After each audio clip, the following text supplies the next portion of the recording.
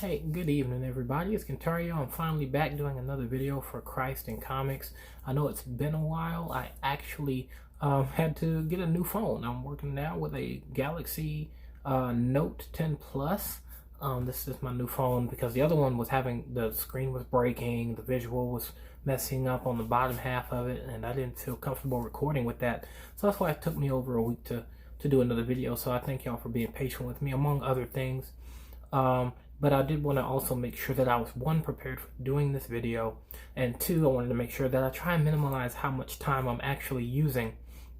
But just to keep in mind that this is part 3 of Christ in Comic Books, doing the series on heroes, villains, and civilians. So in this arc, this portion we're looking at doing on civilians. And speaking on civilians, this is going to kind of touch back to what I had said in the first video on heroes, where I had mentioned how, as a young man, I wanted to kind of be that person that would be the hero of the story. I wanted to be the one that God would use to fight against all the demons and all the evil spirits. And I would be even asking God to let me fight in the war and be the one to cut the devil's head off. So, but I had to come to that realization that that's not the role that I play in this story. That's not my purpose. My purpose isn't to be that hero, at least not in that form of warfare. But and to some extent, I started to see myself, I'm just a civilian, where God is the hero and the devil's the villain. I'm the person that he's trying to save. I'm the person that he's trying to protect and cover in the midst of that battle.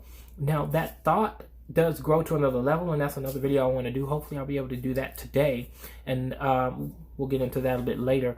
But, I had to get to that point where I was really just realizing that me, by myself, of myself, I'm really just a civilian. I'm someone that will either need to be saved, or someone that is, of course, that's a target to be destroyed by the enemy. And that's kind of what a civilian's role is in the midst of those stories. That's the role of a civilian in today's world, is they're that bystander.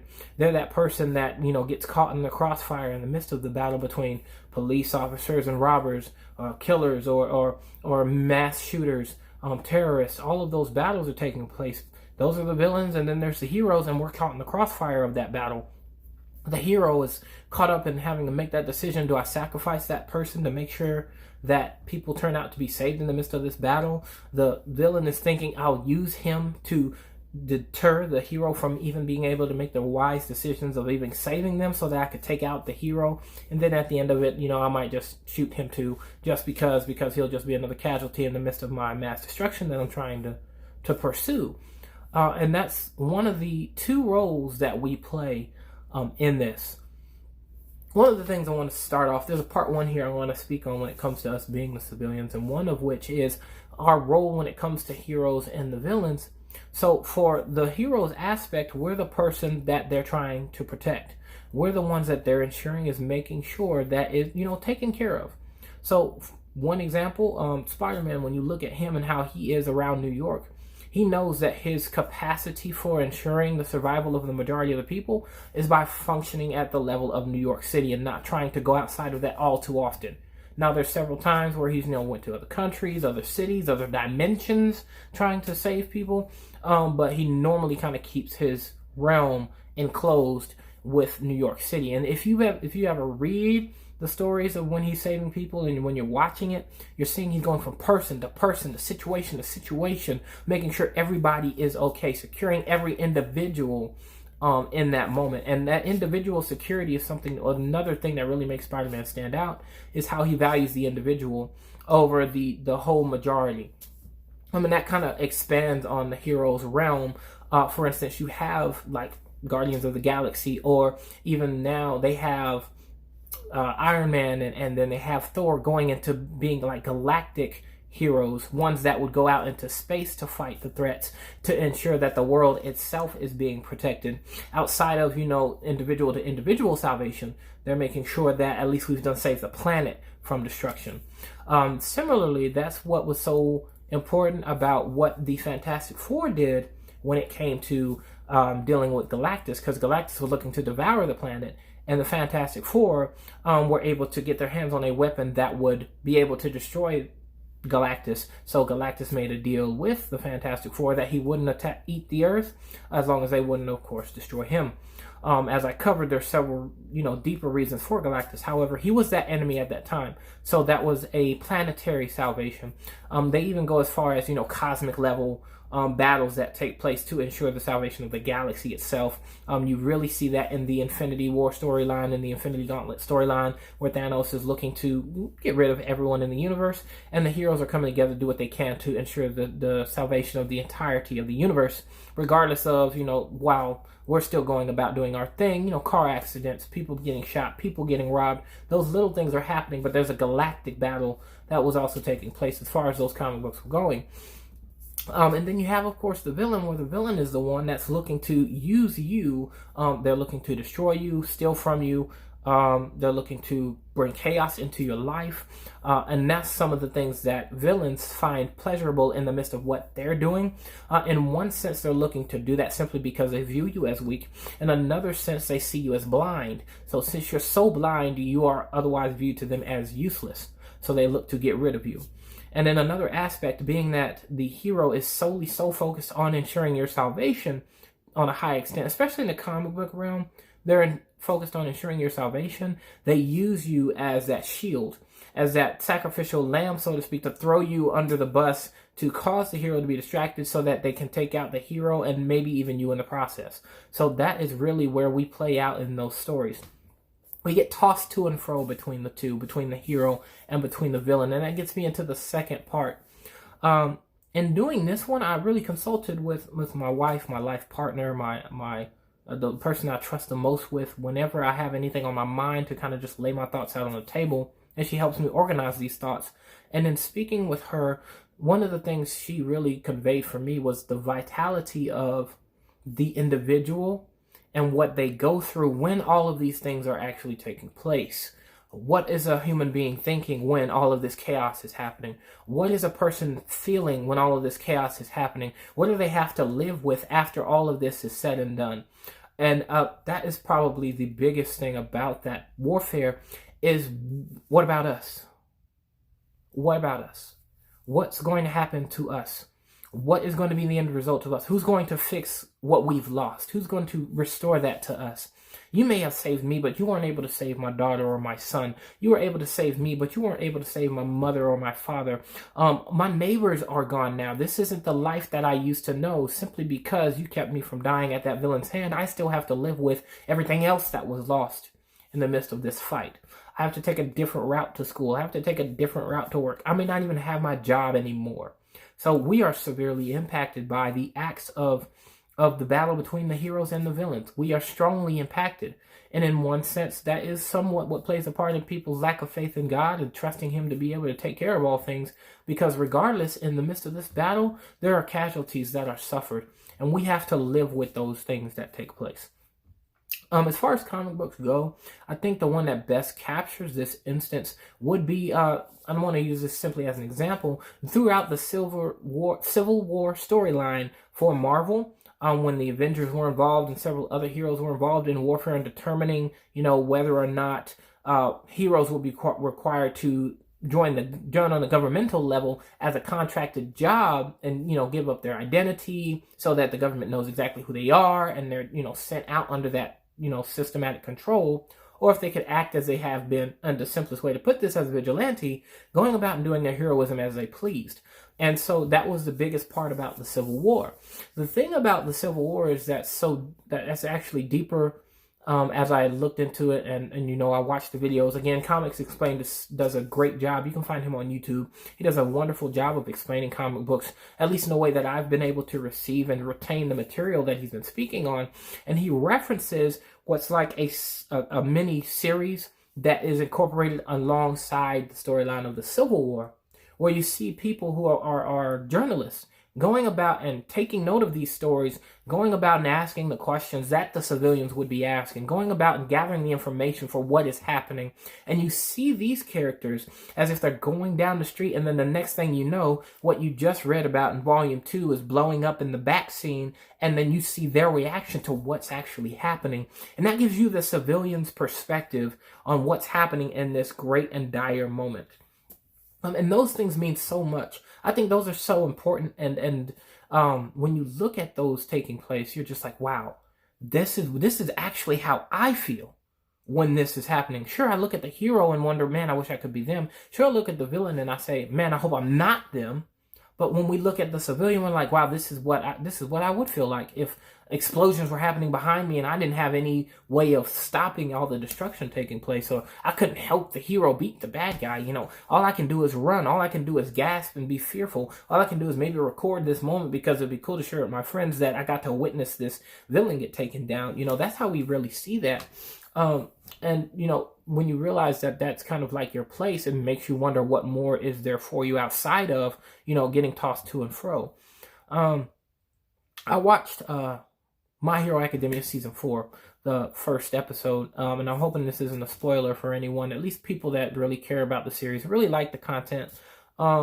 But that first episode, of course, you know, you watch the anime to see the battles take place, the action take place, the comedic, funny scenes, so you could just get a good laugh out of that. You know, that's what you watch it for.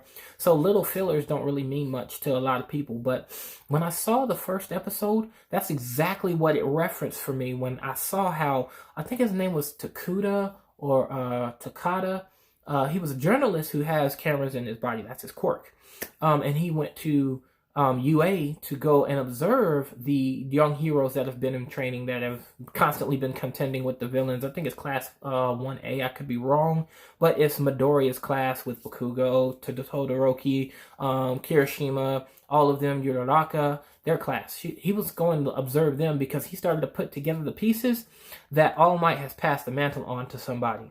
So in him having observed that, he thought, okay, let me see if I can isolate who that person actually is. Let me see if I can pinpoint that. And so to make a long story short, it came to the end of the episode and he had discerned that Deku, of course, was that hero. And of course, you know, Deku's like, I don't know what to do. Should I fake it? What do I need to do? And you're like, well, you know, I really don't have proof to determine that you are who you say you are. But the guy tells him, I'm going to start writing your story because I think it's you. I think you're the one that All Might has chosen to carry on being the person that brings peace across the world, the bringer of peace.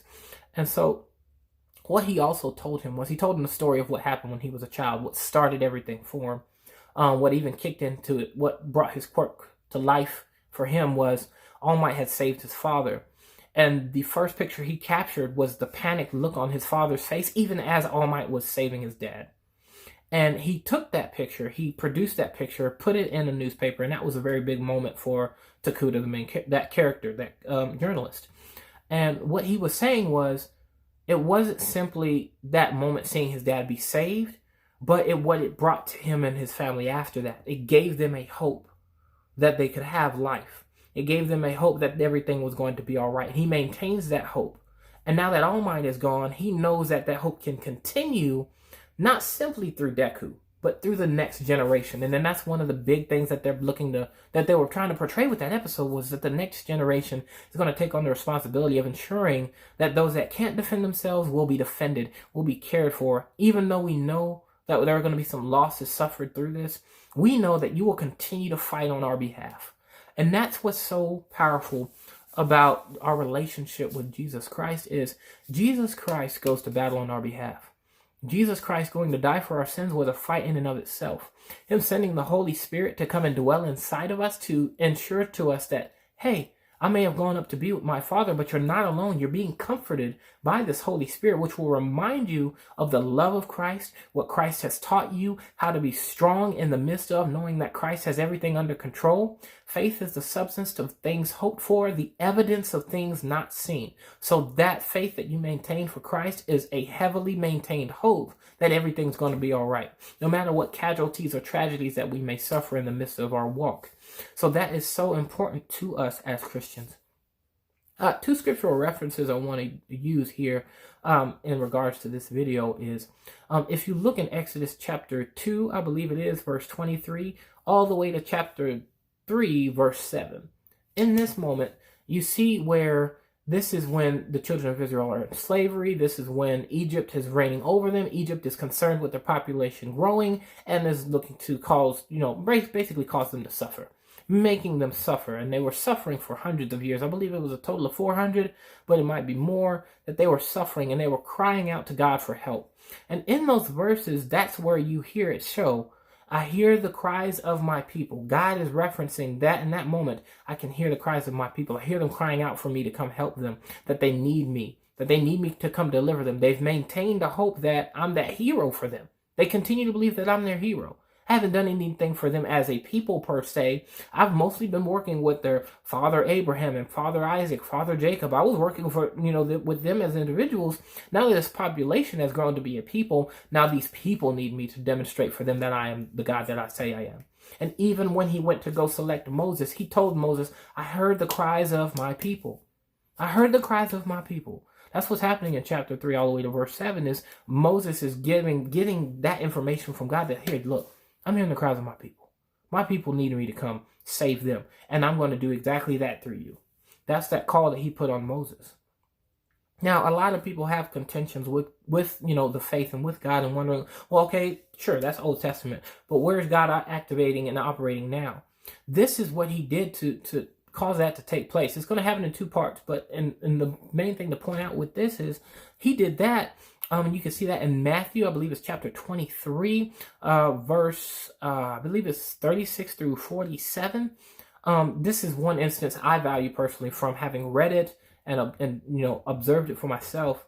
This is when Jesus is going into the garden to pray unto God, and he asks God, may this cup pass from me, not my will, but your will be done. What's happening in that verse is Jesus already knew what his purpose was. Ever since he was born, he's already understood that he's had a purpose. When he was a kid, he told his mother that, look, I must be about my father's business. So he knew he had something to fulfill. And that, of course, being that sacrifice that he was, he knew. But even being in that human form, he experienced those feelings of, I really I don't want to have to suffer this. I don't want to have to go through this. I don't want to have to feel this pain. But he told God that not my will, but your will be done. If this is really what you want me to do, if this is the only way that we can save mankind, then please, I need some confirmation. But not my will, your will be done. I need to fulfill yours. So he goes out after praying for a couple of hours, and he goes to check on his disciples who he told to be praying while he went to pray. He comes and finds them asleep. And as soon as I read that, it was just like, man, God instantly gave him confirmation and told him, look, they can't even stay awake an hour. You know this. They need you. They're not going to be able to function without you. They're not going to be able to do this if we don't fulfill this plan. That's the only way. Throughout those verses, all the way to verse 7, Jesus went back 2 more times, praying the same thing, getting more confirmation. Every time he came back, he found the disciples asleep. So he knew, for not only so that all of mankind can be saved, but so that the disciples could be ready to continue on what Jesus was teaching them all along, he needed to fulfill this first, so that what was going to happen with the disciples would happen, so that the salvation that would be made available to all of humanity from that point on going forward, even for the past, present, and the future, for all of time, Jesus had to fulfill this. I had to do my heroic duty and fulfill this for you people, to ensure that your hope can be established, to ensure that you are being saved, to make sure that you're covered. And that's what I have to speak with you guys on around civilians, and I hope you enjoyed this video. Please, I'd love to hear some feedback from you guys about anything that you've heard, anything that I've discussed about. If you wanted some more details on the comic books that were referenced, some more details on the verses that were referenced, please hit me up. And I want to hear back from you about how you feel about being a civilian yourself. How do you feel about being a civilian? All right, everybody, next time on Christ in Comic Books, we're going to talk about passing the mantle. Next time, we're talking about passing the mantle. See you guys next time.